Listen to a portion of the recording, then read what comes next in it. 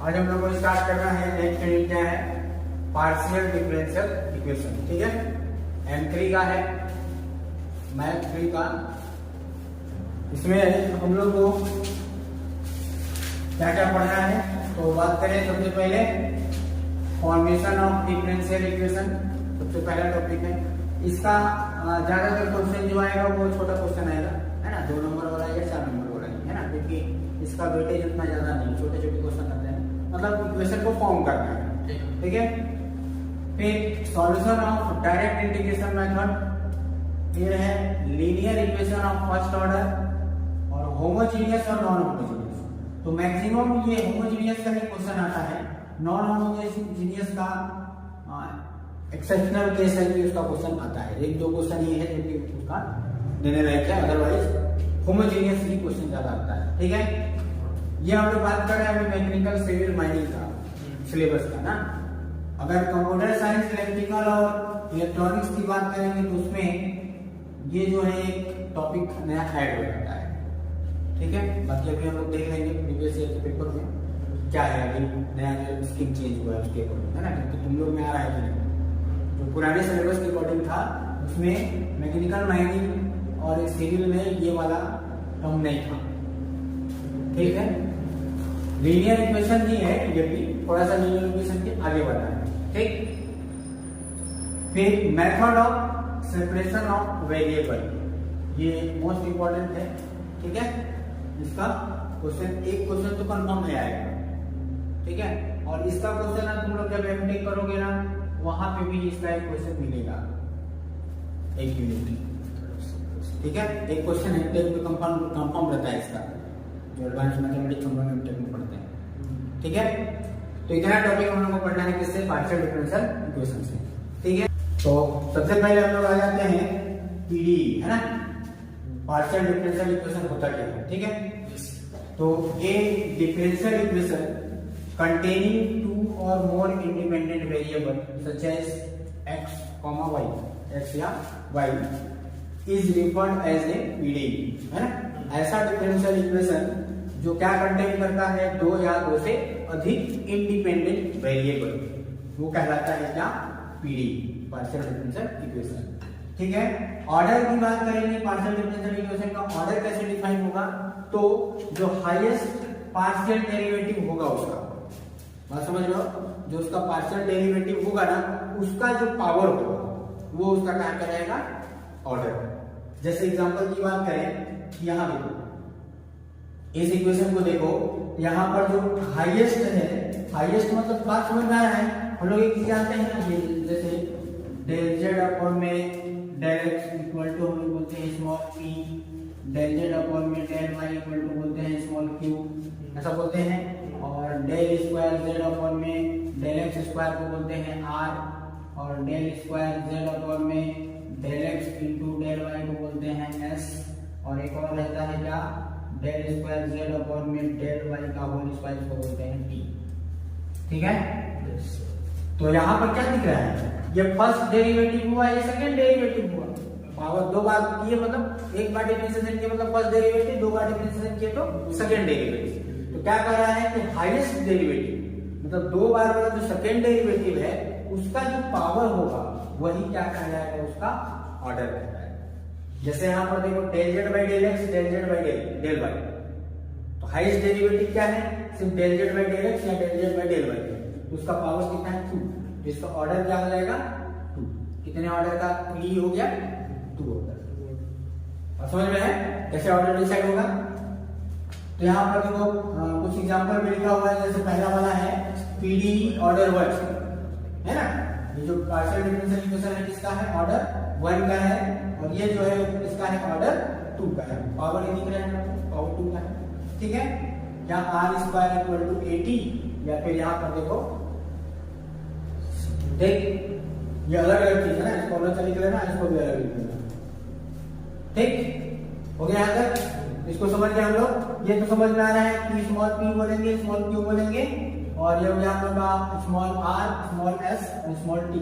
ठीक है, ये फर्स्ट डेरिवेटिव होगा और ये सेकंड डेरिवेटिव। ठीक है, तो फर्स्ट टॉपिक आ जाते हैं हम लोग क्या, फॉर्मेशन ऑफ पीडीई ना। Formation of PDE. ठीक है, पार्शियल डिफरेंशियल इक्वेशन बनाना है।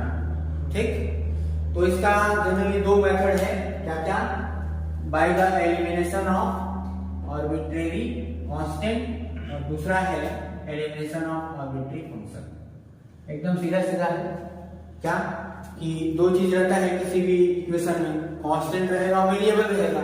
ठीक, तो हमको दो मेथड पढ़ना है जिससे कि पार्शियल डिफरेंशियल इक्वेशन बना लेंगे। कौन कौन सा, एक बार कांस्टेंट को एलिमिनेट कर देंगे, मतलब हटा देंगे जितने भी कांस्टेंट है ना, उसको हटाने के बाद जो इक्वेशन बन जाएगा वही कहलाएगा पीडीई। और दूसरा क्या है, जो फंक्शन होगा, जितने भी उसमें फंक्शन होंगे, ठीक, उस फंक्शन को हटा देंगे फिर क्या आ जाएगा वो पीडीई। ठीक है, ओके, एग्जाम्पल देखते हैं। तो पहला एग्जाम्पल देखते हैं किसका, एलिमिनेशन ऑफ कांस्टेंट। ठीक है, z इक्वल टू ax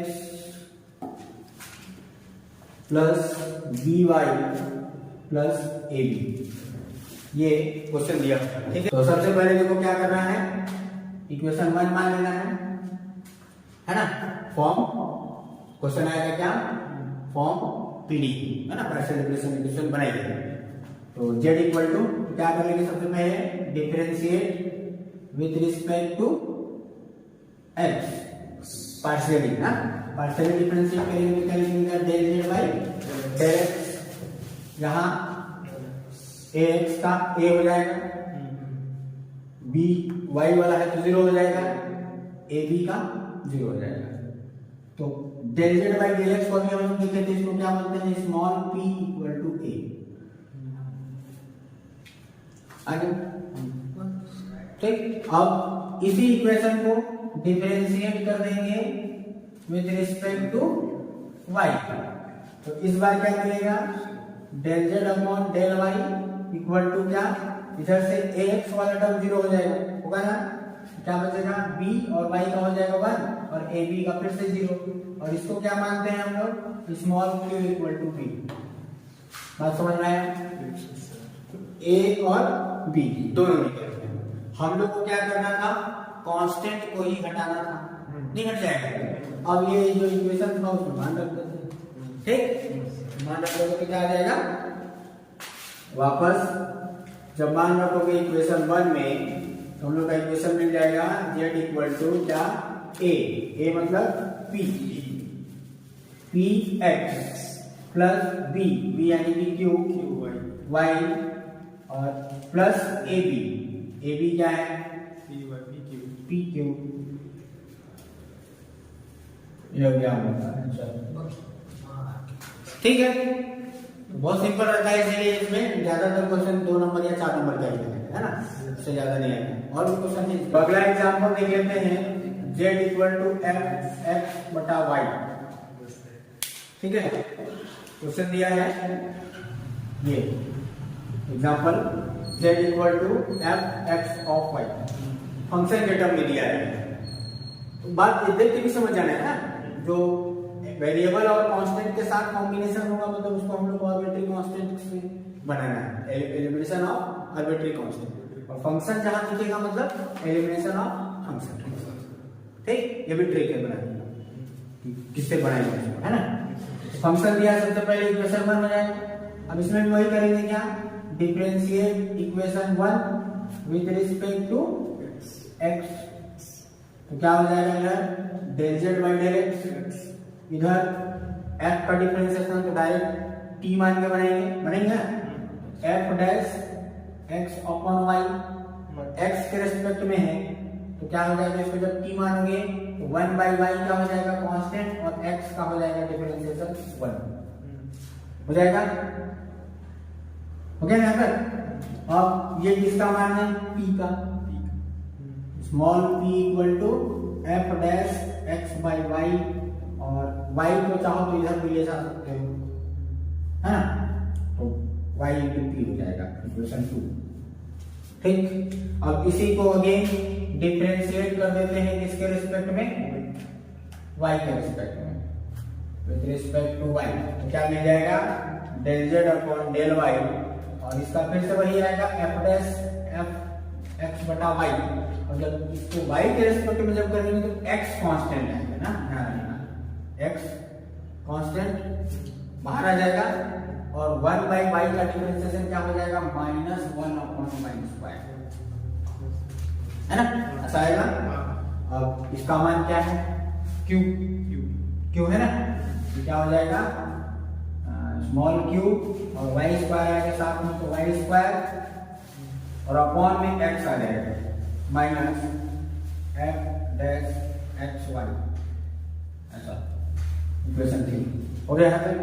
हम लोग को फाइनली करना क्या है कि जो इक्वेशन है ना उसमें से इसको हटा देना है फंक्शन को, ठीक। तो देखो यहां पर इसका मान दिख रहा है, यहाँ लास्ट में बस ऐसे लिख लेना है फ्रॉम इक्वेशन 2 and 3 क्या हो जाएगा, इसके जगह पे ये मान वहां रख सकते हैं वाई पी, तो क्या हो जाएगा -q वाई स्क्वायर अपॉन में x equal to p y या वाई पी, होगा ना ऐसा। तो एक कैंसिल हो जाएगा भाई दोनों तरफ से, क्या बचेगा x को उधर ले जाओ, तो minus q y equal to p x, यानी कि p x plus q y equal to 0। Okay, thank you.